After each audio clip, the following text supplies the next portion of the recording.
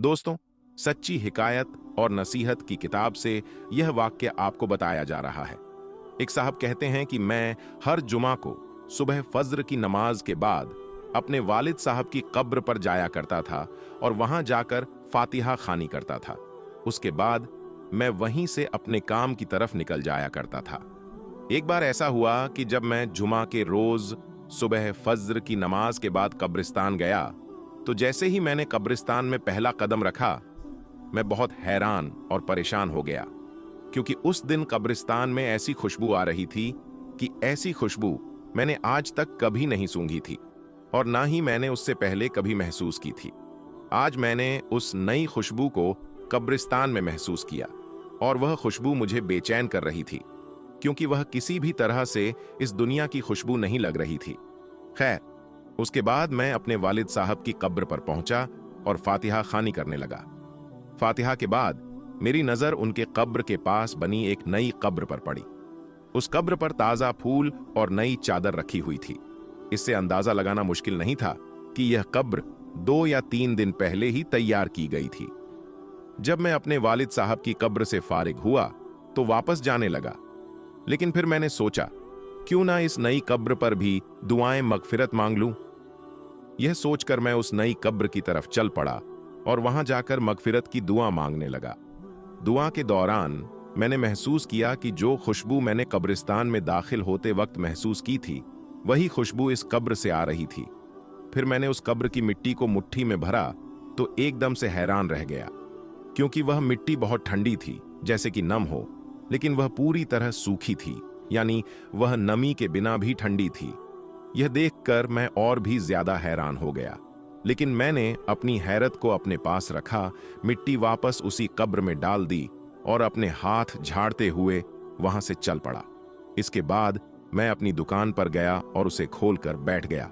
जब पहला ग्राहक आया और उसने जो सामान मुझसे मांगा, मैंने उसे दे दिया। लेकिन जैसे ही मैंने उसे सामान दिया, वह कहने लगा, भाई, आज तो बड़ी कमाल की खुशबू लगाए हुए हो।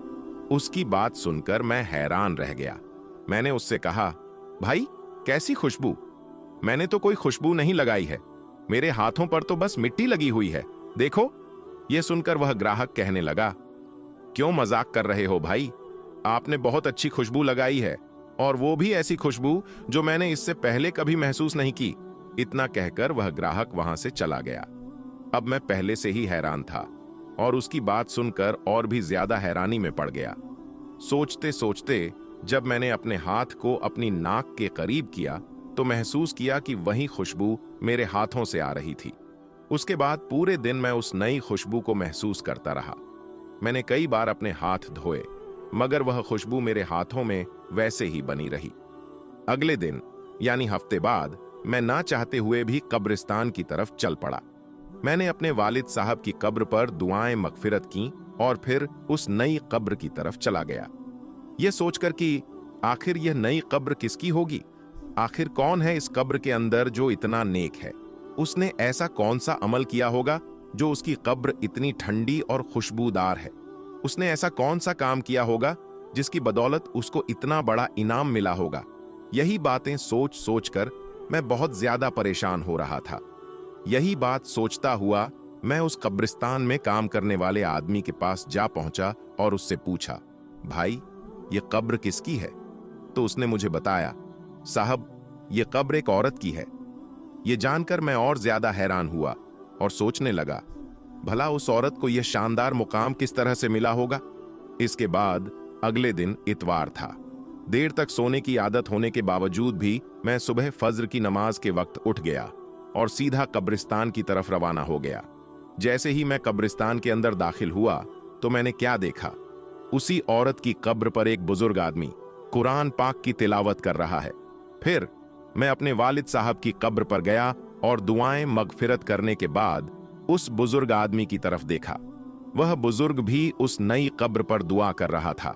जब वह आदमी दुआ से फारिग हुआ तो मैंने देखा कि उसकी आंखों से मोटे मोटे आंसू गिर रहे थे।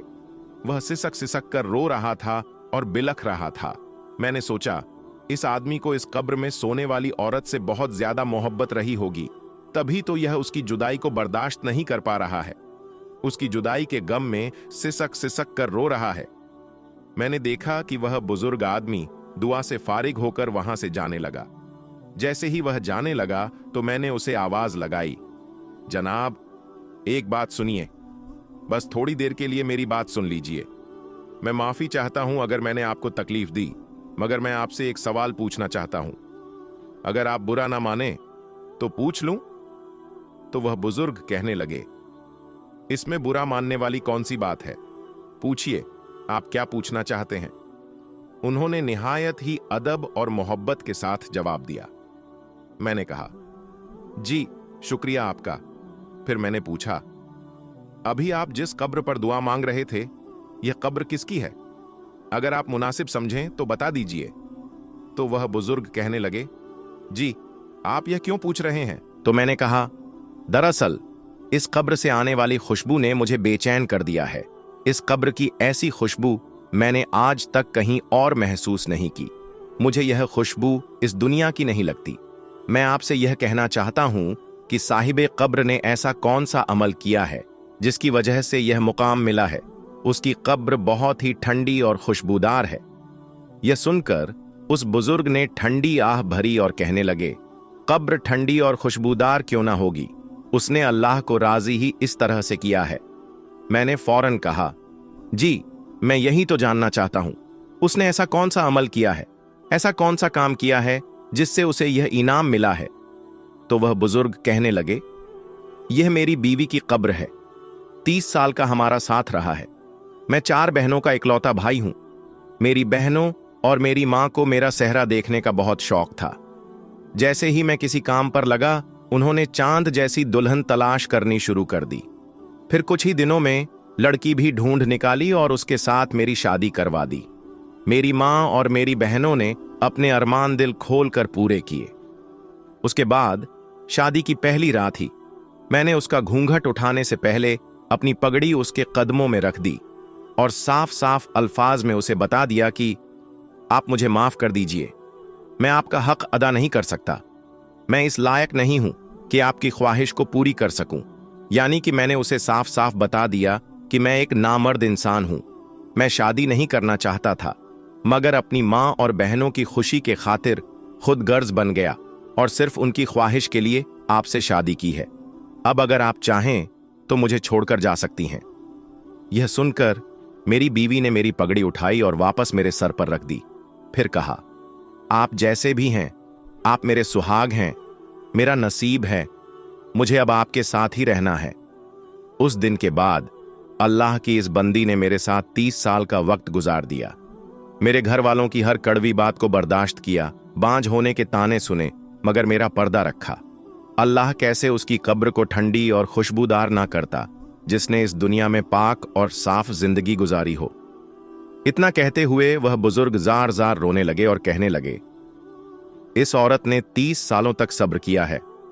दोस्तों, हमारे करीब के गांव में एक साजिद नाम का लड़का रहता था, जो कोई खास पढ़ा लिखा नहीं था और ना ही उसकी कोई खास शक्ल सूरत थी।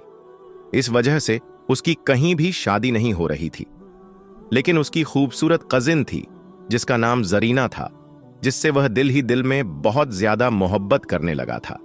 एक दिन साजिद ने अपने घर वालों से कह दिया कि मैं उसी से शादी करना चाहता हूं। इसलिए जब साजिद के घर वालों ने इस बात पर जोर दिया तो जरीना ने हां कह दी। फिर दोनों का निकाह हो गया और रुखसती भी हो गई। जब जरीना साजिद के घर पहुंच गई और उसके साथ रहने लगी, तब उसे यह पता चला कि यह लड़का तो वाकई में एक जाहिल इंसान है। यह देखकर वह सोच में पड़ गई। ना इसकी शक्ल सूरत अच्छी है, ना ही इसमें कोई अक्ल है। मेरी सारी जिंदगी इस जाहिल इंसान के साथ कैसे गुजरेगी? बस यही बातें सोचकर जरीना ने अपने दिल ही दिल में साजिद को नापसंद करना शुरू कर दिया।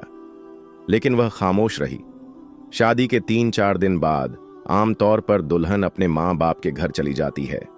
वैसे ही यह लड़की भी अपने घर चली गई, यह सोचकर कि मैं कभी भी इस घर में वापस नहीं आऊंगी। लेकिन उसे अपने मां बाप से इस बारे में बात करने की हिम्मत नहीं हो रही थी। इसीलिए क्योंकि एक तो उनका करीब का रिश्ता था और दूसरा उसने खुद शादी के लिए हां की थी। तीसरे दिन साजिद अपनी बीवी को लाने ससुराल पहुंच गया और अपनी बीवी को साथ लेकर चल पड़ा। अब उन्हें एक गांव से दूसरे गांव में जाना था। रास्ते में बीवी ने शौहर से कहा, मुझे बहुत जोर की प्यास लगी है। तो करीब ही एक कुआं था। शौहर उसके पास गया और अपनी गठरी एक तरफ रख दी, फिर डोल के जरिए पानी बाहर निकालने लगा। यह देखकर शैतान ने बीवी के दिल में ऐसी बात डाली कि उसने जाकर पीछे से अपने शौहर को धक्का दे दिया, जिससे उसका शौहर कुएं में जा गिरा। बीवी ने अपने दिल में सोचा, यह तो यहां मर जाएगा और मेरा हमेशा हमेशा के लिए इससे पीछा छूट जाएगा। ऐसी बातें सोचती हुई वह वापस अपने बाप के घर चली गई और जाकर औरतों वाले नखरे करने लगी। जब वह रोती हुई अपने घर पहुंची तो बाप ने जब अपनी बेटी को रोते हुए देखा तो उसने पूछा, बेटी क्या हो गया? इस पर बेटी ने बताया, मेरा शौहर मुझे एक जगह पर बैठाकर पता नहीं कहां चला गया। काफी देर इंतजार करने के बाद भी वह नहीं लौटा, इसीलिए मैं घर वापस आ गई हूं। यह सुनकर बाप ने कहा, वह तो बहुत बड़ा बेवकूफ इंसान है, हमारी बेटी को इस तरह से लावारिस छोड़कर चला गया। तो प्यारे दोस्तों, यह तो हुई इधर की बात, अब उधर की बात सुनिए। जब उसका शौहर पानी में गिरा तो उसने अपनी जान बचाने के लिए अपने हाथ पांव मारे। तभी उसका एक हाथ उस रस्सी पर पड़ गया जिसके साथ वह डोल बंधा हुआ था। उसने उस रस्सी को मजबूती से पकड़ लिया और इस तरह से वह कुएं में डूबने से बच गया। थोड़ी देर बाद उसने हिम्मत की और आहिस्ता आहिस्ता उस रस्सी के सहारे ऊपर चढ़ता हुआ कुएं से बाहर निकल आया। बाहर आकर वह सोचने लगा, आखिर मेरी बीवी मेरे साथ ऐसा कैसे कर सकती है? उसने मेरे साथ ऐसा क्यों किया होगा?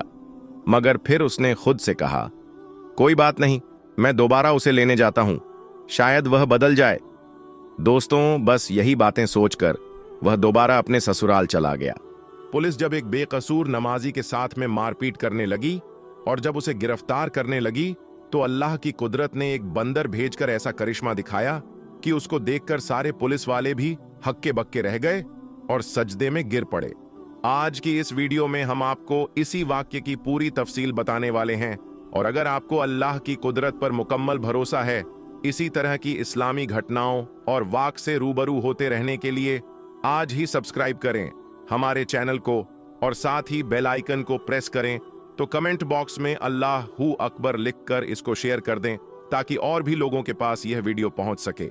दोस्तों, आज जो वाक्या हम आपको यहां पर बताने वाले हैं, ये वाक्य पंजाब का बताया जाता है। पंजाब में एक छोटा सा गांव है सरगोधा। उस गांव में एक मुसलमान लड़का रहता था जिसकी उम्र तकरीबन 30 साल के करीब थी। लड़का बहुत ही नेक और परहेजगार था, 5 वक्त का नमाजी था और हर नमाज को उसके सही वक्त पर ही अदा करता था और कोशिश करता था कि वह नमाज मस्जिद में जमात के साथ ही अदा करें। यही वजह थी कि उस लड़के का ज्यादातर वक्त मस्जिद में ही गुजरा करता था। और यही नहीं, जब यह लड़का नमाज से फारिग हो जाता था तो उसके बाद यह कुछ वक्त के लिए मस्जिद के एक कोने में बैठ जाता और कुरान पाक की तिलावत भी करता था। और वह ऐसा हर नमाज के बाद में किया करता, यानी कि हर नमाज के बाद वह थोड़ी देर पुराने पाक जरूर पढ़ता था। उसकी इस आदत के बारे में सभी नमाजियों को अच्छी तरह से मालूम था। उस नौजवान का इस्लाम से इतना ज्यादा लगाव देखकर सारे लोग उस पर ना सिर्फ नाज करते बल्कि उसकी बहुत ज्यादा इज्जत भी किया करते थे। यह लड़का हर किसी से बहुत अच्छे से पेश आया करता था और कोशिश करता था कि उसकी वजह से कभी भी किसी का दिल ना दुखे। और यही नहीं, वह हरदम यह भी कोशिश करता रहता वह किसी जरूरतमंद की मदद भी कर सके। इसी वजह से इस गांव के सारे लोग उसके खलाक के दीवाने थे। लेकिन उसकी दूसरी तरफ उस नौजवान का एक छोटा भाई था जो बहुत ही अय्याश किस्म का था। हर वक्त दुनिया के लालच में रहता था और हर वक्त पैसों के पीछे ही भागता रहता। फिर कुछ दिन गुजरे कि एक दिन अचानक उनके वालिद का इंतकाल हो गया। इस सदमे के बाद में बड़ा भाई अंदर ही अंदर से टूट गया। इसीलिए फिर वह ज्यादा वक्त मस्जिद में ही गुजारने लगा था। वहीं दूसरी तरफ उसका छोटा भाई हर वक्त यह कोशिश करता रहता कि वह किसी न किसी तरीके से अपने बड़े भाई की जमीन हड़प ले और उसकी जमीन को अपने नाम कर ले।